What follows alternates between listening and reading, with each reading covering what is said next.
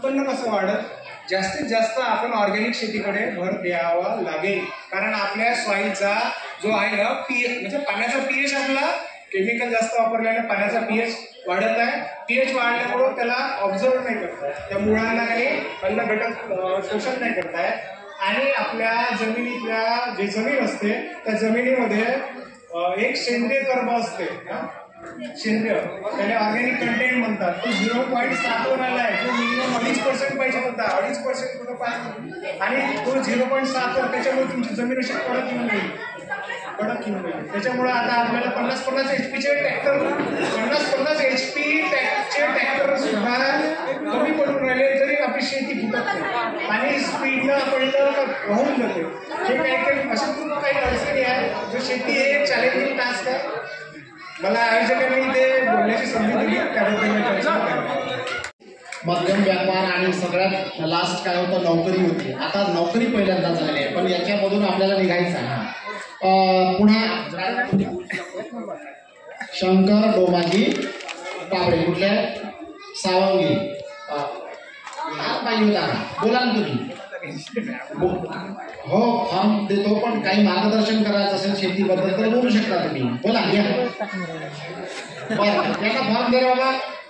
आणि भगिनी, शेतीचं जे आहे आजचं चित्र जर पाहिलं आपण, तर जे अगोदर 10 किंवा 2014 मध्ये जे रेट होते ते रेट आजही चालू आहे.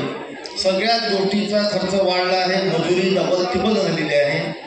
त्याच्यानंतर आपले खात महाग झाले आहे, बियाणं महाग झालं आहे, फवारणी महाग झाली आहे. त्या मानाने आपल्याला भाव मिळत नसल्यामुळे सगळे शेतकऱ्यांची परिस्थिती एकसारखीच आहे. यासाठी जर आपल्याला बदलायचं असेल काही, तर फक्त एकच गोष्ट करू शकतो आपण, शेतीला पूरक व्यवसाय चालू केल्याशिवाय आपल्याला कर्तव्य नाही.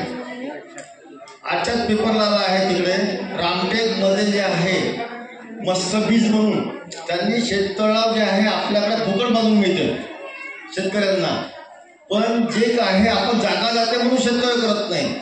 जेवढं आपला 1 किंवा 2 एकरामध्ये उत्पन्न निघत नाही तेवढं उत्पन्न आपण शेतातून काढू शकतो. याच्यासाठी जर आपण करतो मोठा प्रयत्न तर. त्याच्यानंतर आहे आपला कुक्कुटपालनाचा व्यवसाय. अंडे जे आहे, अंड्याचा विचार करा, अगोदर किती 1 किंवा 2 रुपये अंडे मिळायचं, आज किती आहे, आज 6च्या वर रेट गेला आहे, 8 रुपये. मी विष्णू गावावरून आलेले आहे. विष्णू गावची मी सरपंच आहे आणि आमच्या गावामध्ये सेंद्रिय शेतीचा गट तयार झालेला आहे. सेंद्रिय शेती म्हणजे खूप चांगला एक उद्योग आहे. हा उद्योग म्हटल्यापेक्षा असं म्हणते मी, आताची जी परिस्थिती आहे, आपला युरिया झाला, DAP खत झालं, सर्वच खतांचे भाव खूप प्रमाणात वाढलेले आहेत. आणि आम्ही जे सेंद्रिय शेती केली आहे, निंबोळी अर्क वापरला आहे, गांडूळ खत वापरला आहे, अशा प्रकारे आम्ही तिथे शेती केली आहे. आणि गटाने शेती केली आहे. गटाने शेती म्हणजे असं म्हणत आहे मी तुम्हाला सर्वांना, आपण जे आपली शेती करतो आपल्याला मजूर मिळत नाही, मजूर खूप महाग झालेली आहे. सेंद्रिय शेतीमध्ये गटाने जर आपण शेती केली, एकमेकांच्या 10,000 व्यक्तीचा गट असतात, आपण एकमेकांच्या वावरामध्ये शेतामध्ये मदत करतो आणि मजूर पाहायची गरज भासत नाही. आणि जे म्हणजे खत महाग आहे, त्या खताची आपल्याला आवश्यकता पडत नाही. निंबोळी अर्क हे खूप महत्वाचं आहे म्हणजे फवारणीसाठी. आणि आमच्या गावामध्ये एक ड्रोन मिळालेला आहे, आम्ही त्या ड्रोनने फवारणी केली आहे. खूप चांगला म्हणजे त्याच्यातूनही असं एक प्रॉफिट झालं आहे, मजुरी वाचलेली आहे. पैसा वाचवण्यासाठी एक सेंद्रिय शेती हा एक चांगलं काम आहे, योग्य काम आहे. मला तरी वाटतं की सर्वांनी सेंद्रिय शेती करायला पाहिजे. एवढे बोलून मी माझे 2 शब्द संपवतो. नमस्कार. छान दीपालीताई, सुंदर सेंद्रिय शेतीवरती भर दिलेला आहे. पुन्हा या महिला वर्गाकडून या बोलायला या.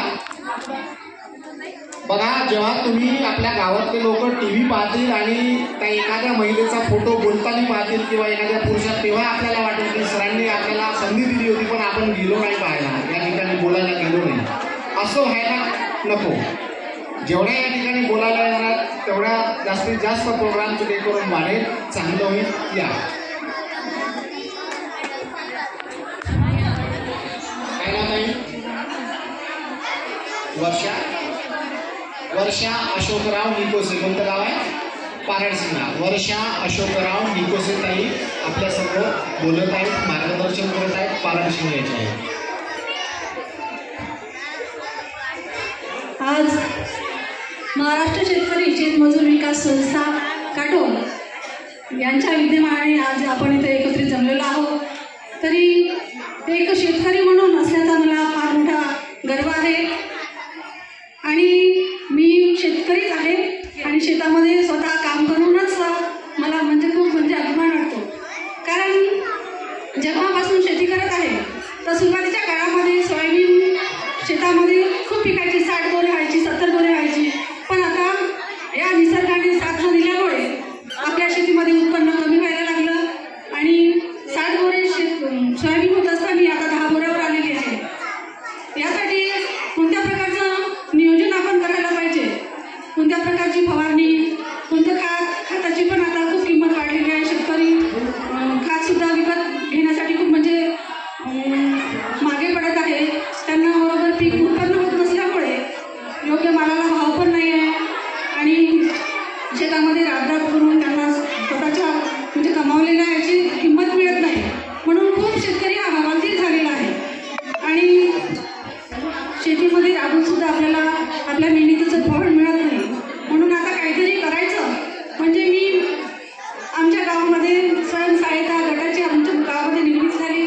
त्या स्वयंसहायता महाराष्ट्र राज्य निवृत्ती अभियानाअंतर्गत आम्हाला मसाला उद्योग म्हणून मानव विकास योजनेअंतर्गत एक मसाला उद्योग मिळालेला आहे.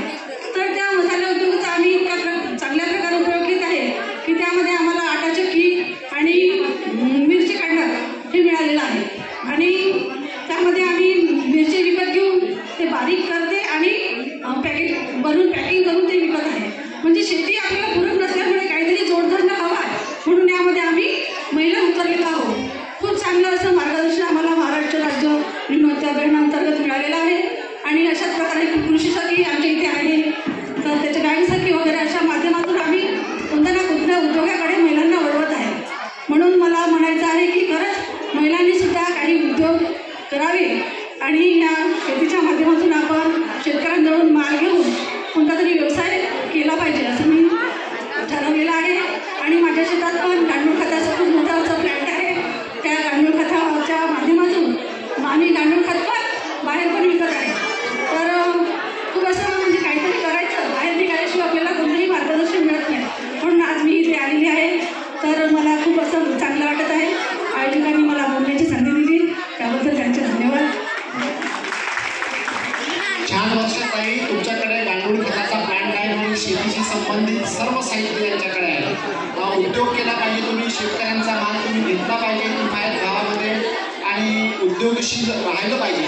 मी पुन्हा विनंती करतो सगळ्यांना सांगतो की तुम्हाला बोलायचं असेल तर या इथे आपले विचार व्यक्त करायला या. पद्धतीने आपण शिजून खातो त्याच पद्धतीने आपल्याला शेतीमध्ये आपल्याला पेरणी कोण्या पद्धतीने करायची आहे, फवारणी कोण्या पद्धतीने करायची आहे त्याची ट्रॅक आपल्याकडे नसते. तर त्याच्या माध्यमातून आपण प्रशिक्षण घेतलं पाहिजे. प्रशिक्षण घेऊ तेव्हा आपण छान पद्धतीने आपल्या शेतामध्ये तो नियोजन करून आपण आपल्या शेतामध्ये बियाणं करू. तर आपण जर छान पद्धतीने शेती करू तर माझं एकच मत आहे प्रशिक्षण करायचं. प्रशिक्षण झाल्यानंतर आपल्याला त्याची ट्रॅक माहीत होते. ट्रॅक माहीत झाल्यानंतर आपण त्याच्यातून त्या माध्यमातून शिक्षण घेत असतो आणि त्याच पद्धतीने आपल्याला ती शेती करायची असते. आता सेंद्रिय पद्धती म्हटलं म्हणजे सेंद्रिय पद्धतीची एक ट्रॅक असते. त्या माध्यमातून त्या ट्रॅकच्या माध्यमातून आपल्याला ते सेंद्रिय मजुरी करायची आहे आणि शेतामध्ये ते ट्रॅक करायचं आहे.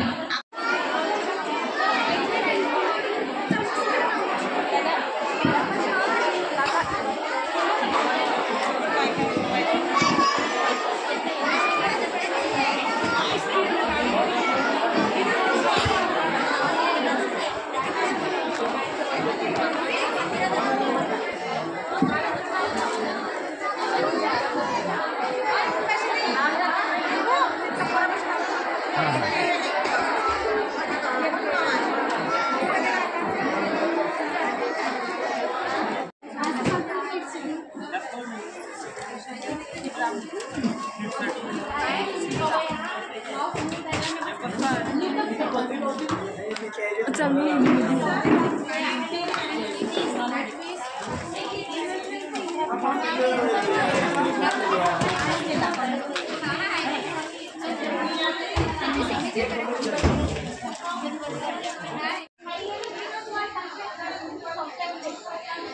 की असली उड़ान अभी बाकी है, जिंदगी की असली उड़ान अभी बाकी है, जिंदगी की कई इम्तिहान अभी बाकी है। अभी तो खाली एक मुट्ठी भर जमीन हमने, अभी तो थामी है मुट्ठी भर जमीन हमने, अभी तो थामना पूरा आसमान बाकी है, अभी तो थामना पूरा आसमान बाकी है। स्वागतम सुस्वागतम शुभ स्वागतम, स्वागतम सुस्वागतम शुभ स्वागतम। मी उपस्थित सर्व मान्यवर मंडळांचे शब्दसुमनांनी स्वागत करते आहे। आज या विचार मंचकावरती स्थानापन्न झालेले आजच्या कार्यक्रमाचे अध्यक्ष माननीय रोहित सर यांनी आपलं अध्यक्षीय स्थान इथे ग्रहण करावे अशी मी त्यांना विनंती करते। त्याचप्रमाणे भोपाळवरून आलेले माननीय विजय सर यांनी सुद्धा आपले स्थान ग्रहण करावे अशी मी त्यांना विनंती करते। त्यानंतर भोपाळवरूनच आलेले माननीय अशोकजी वंजारी सर यांनी सुद्धा आपले इथे स्थान ग्रहण करावे अशी मी विनंती करते। अहमदाबादवरून आलेले HIL हिल इंडियाचे MD चौधरी सर यांनी सुद्धा आपले स्थान ग्रहण करावे अशी मी त्यांना विनंती करते।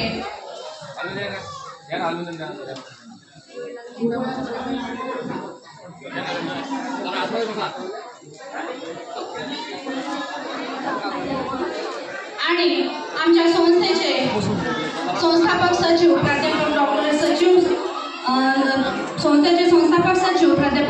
ढोके सर यांनी सुद्धा आजच्या कार्यक्रमाचे स्वागताध्यक्ष म्हणून त्यांनी आपले स्थान ग्रहण करावे अशी मी त्यांना विनंती करते। साकोलीवरून आलेल्या आमच्या शब्दाला अगदी शब्दाच्या हाकेला ओढ देऊन साकोलीवरून आलेले माननीय कापदाते सर यांनी सुद्धा आपले स्थान ग्रहण करावे अशी मी त्यांना विनंती करते।